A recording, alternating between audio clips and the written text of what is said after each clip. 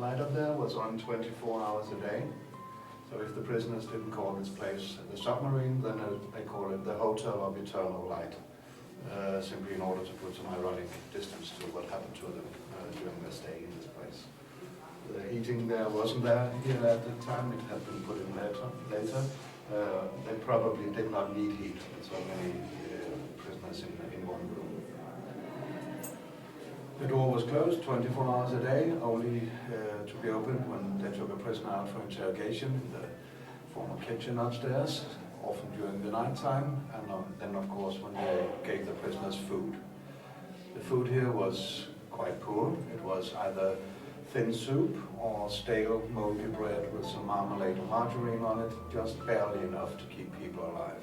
And always also too little water. They wanted to wear people out to make them weak and overtired in order to make it more easy to break them during interrogation. The only ventilation they got in here came from the little thing up there in the corner, and then the 7 holes in the bottom of the door. So you can easily imagine how the smell and the air has been in these rooms. People stayed here anything from a few days until more than a year. The average time here was 4 months.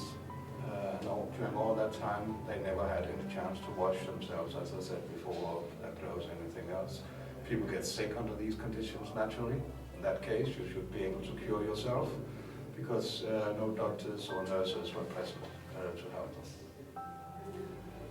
The conditions next door were almost the same. They had daylight up there, but that's a big difference.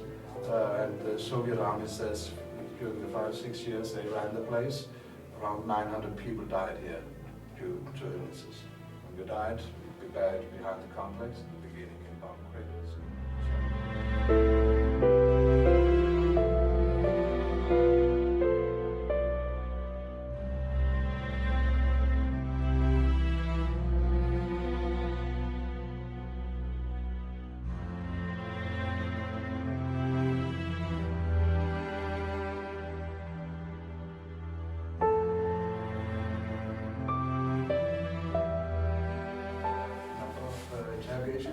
The prisoner would be given this for signature, and it would have a list and a description of the crime. In many cases, Republikflucht, as it was called in Eastern German, escaping the Republic. And you knew, of course, as soon as I signed this, well, I go to prison, I can live with that, but the people here on the list, they are going to get into even more trouble than they are already. So, in most cases, if people have nothing to do with it, I hardly know this and that, and try to get some names off the list, or get some details changed. We didn't do anything, all these kinds of things, and then the paper would go back and forth.